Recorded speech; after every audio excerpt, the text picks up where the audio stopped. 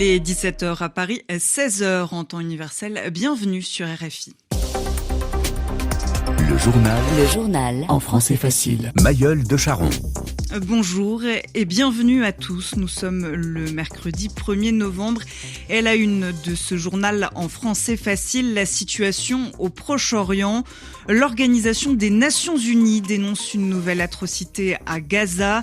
Le Hamas accuse Israël d'avoir à nouveau bombardé le camp de réfugiés de Jabalia dans le nord. Aujourd'hui, des dizaines de blessés et des centaines d'étrangers ont pu être évacués vers l'Égypte. C'est une première.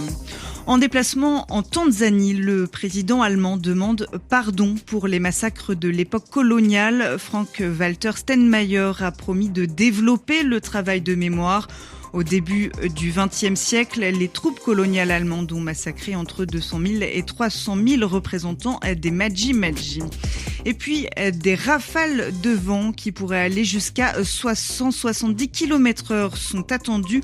L'ouest de la France se prépare à l'arrivée de la très forte tempête Ciarán. Ce soir, les habitants sont invités à rester chez eux et les pompiers sont mobilisés. Nous les entendrons. Le Hamas accuse Israël d'avoir à nouveau bombardé le camp de réfugiés de Jabalia dans le nord de Gaza. Hier, des dizaines de Palestiniens avaient été tués dans une frappe. Le chef des opérations humanitaires de l'ONU, Martin Griffiths, dénonce cet après-midi la dernière atrocité en date frappant les habitants de Gaza. Sous les bombardements israéliens depuis l'attaque du Hamas le 7 octobre, la situation humanitaire des près de 2,4 millions d'habitants est jugée catastrophique. Bonjour Muriel Paradon. Bonjour. Mes premières lueurs d'espoir dans ce conflit qui dure depuis maintenant plus de 3 semaines, c'est une première. Des dizaines de personnes ont pu être évacuées de l'enclave ce matin vers l'Égypte. Oui, l'Égypte a ouvert sa frontière pour laisser entrer sur son territoire des Palestiniens et des étrangers enfermés dans la bande de Gaza. On peut voir sur des images diffusées par la télévision égyptienne des dizaines de personnes descendant de bus, des blessés aussi transportés sur des brancards à l'hôpital d'Al-Arish en Égypte, non loin de la frontière. Selon les autorités égyptiennes, 76 blessés palestiniens ont été autorisés à passer aujourd'hui. Ils ont été les premiers à être évacués. Il y a eu ensuite des étrangers, 335 étrangers ou binationaux. Les binationaux sont ceux qui possèdent une autre citoyenneté que palestinienne. Une liste de plus de 500 noms a été diffusée. Parmi eux, il y a des Jordaniens, des Européens, des Australiens, des Japonais, entre autres. Beaucoup de travailleurs humanitaires, par exemple des membres de Médecins sans frontières. Ils sont 22 en cours d'évacuation selon l'organisation. La situation à Gaza, où s'entassent près de 2,5 millions d'habitants, est en temps normal très difficile. C'est pour cela qu'il y a beaucoup de travailleurs de différentes organisations d'aide internationale, sachant que depuis le début du conflit, avec les bombardements incessants de l'armée israélienne et le siège imposé à Gaza, la situation humanitaire s'est encore aggravée. Merci Muriel Paradon. Et le Premier ministre israélien Benjamin Netanyahou a lui pris la parole ce mercredi. Il a promis une victoire pour Israël malgré les pertes douloureuses de soldats. 15 militaires israéliens sont morts depuis hier. Sur le plan diplomatique, la Jordanie vient d'annoncer qu'elle va rappeler immédiatement son ambassadeur en Israël. Ce matin, la Bolivie a mis un terme à ses relations diplomatiques avec Israël. En Europe, l'Ukraine dénonce la plus vaste attaque russe depuis le début de l'année. Plus de 100 localités ont été bombardées ces dernières 24 heures dans une dizaine de régions. Au moins 4 personnes sont mortes et à l'approche de l'hiver, la raffinerie de pétrole de Kremenchuk a été touchée. Il n'y a pas eu de victimes, mais une centaine de pompiers ont dû être mobilisés pour combattre pendant plusieurs heures un énorme incendie. L'Allemagne demande pardon pour les crimes coloniaux en Tanzanie. En visite dans le pays, le président allemand Frank-Walter Steinmeier s'est rendu à Songea. Cette ville située dans le sud a été le lieu d'un massacre au début du XXe siècle. Pascal Thibault, bonsoir. Vous êtes le correspondant de RFI à Berlin. Et Pascal, le chef de l'État allemand a promis de développer le travail de mémoire, mais également de restituer les ossements humains qui se trouvent dans son pays. Tout à fait, il a eu des propos clairs en déclarant « Je m'incline devant les victimes de la domination coloniale allemande et en tant que président allemand, je voudrais demander pardon pour ce que les Allemands ont fait subir ici à vos ancêtres ».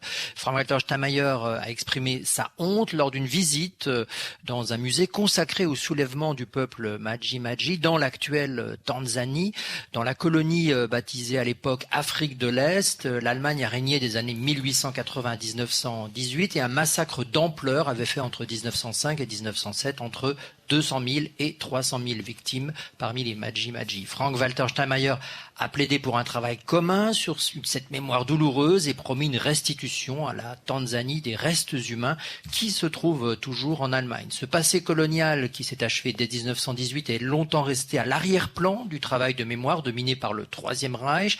Peu connu du grand public, il joue un rôle plus important depuis quelques années. C'est Frank-Walter Steinmeier, à l'époque ministre des Affaires étrangères, qui avait initié des discussions avec la Namibie sur le massacre des Herero et des Nama, discussions qui ont conduit à des restitutions et donc à la reconnaissance du génocide commis par la puissance coloniale. Pascal Thibault. C'est une première mondiale. Au Royaume-Uni, la Chine, les États-Unis et l'Union européenne ont signé une déclaration sur les risques de l'IA, l'intelligence artificielle. Ils se sont mis d'accord sur le besoin urgent de comprendre et de gérer les risques potentiels, les risques possibles de cette technologie. Avant le sommet, le Premier ministre britannique a fait part de ses inquiétudes. Selon Rishi Sunak, l'intelligence artificielle pourrait être exploitée, utilisée par des criminels, notamment pour commettre des cyberattaques ou encore confectionner, fabriquer des armes biochimiques.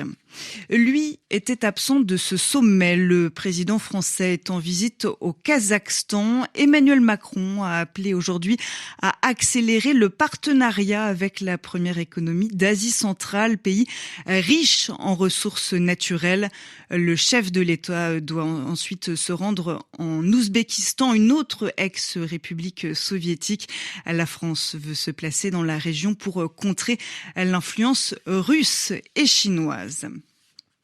En France, des trains arrêtés, plus de 3000 pompiers mobilisés à ce jour face à l'arrivée de la tempête Ciarán. L'heure est à la mobilisation générale dans l'ouest de la France. Cette tempête devrait toucher les côtes françaises ce soir avec des rafales de vent pouvant atteindre les 170 km/h. Elle pourrait également provoquer des vagues allant jusqu'à 10 mètres de haut. 3 départements seront placés en vigilance rouge cette nuit et les habitants sont invités à rester chez eux. Et Valentin Hugues, je le disais, les pompiers sont sur le pont, ils sont prêts à agir. À quelques heures de l'arrivée de Ciarán, l'heure est à la prévention. Le Finistère, les Côtes-d'Armor et la Manche seront en vigilance rouge cette nuit. Alors, Patrick Chavada de la Fédération nationale des sapeurs-pompiers de France rappelle les conduites à tenir. La population de ces départements doit prendre en compte cette vigilance rouge et absolument rester à son domicile parce que si les gens se déplacent, on risque d'avoir potentiellement des victimes par des chutes d'arbres, par des projections de matériaux et donc on peut mettre des équipages en danger pour aller porter secours pendant la tempête. Une tempête qui rappelle des souvenirs à ce sapeur-pompier. En 1999, la France était touchée par 2 tempêtes dévastatrices. Mais justement, cette fois, tout est mis en place pour réagir au mieux, selon lui. Effectivement, on avait été un petit peu surpris en 99-2000 par les tempêtes qui étaient arrivées.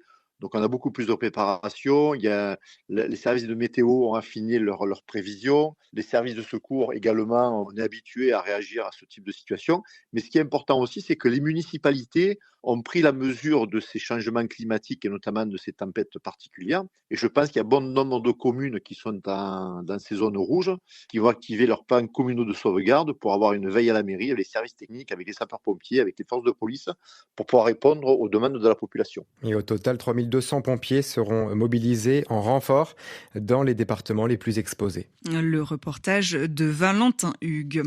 Et puis, en tennis, cette nouvelle surprise au Masters 1000 de Paris-Bercy. Après l'élimination du numéro 2 mondial Carlos Alcaraz hier, c'est au tour de Dimitri Medvedev de prendre la porte. Le Russe s'est incliné. Il a été battu cet après-midi par le Bulgare Grigor Dimitrov en 3-7, 6-3, 6-7, 7-6. RFI, il est 17h10 à Paris. Merci d'avoir suivi ce journal en français facile.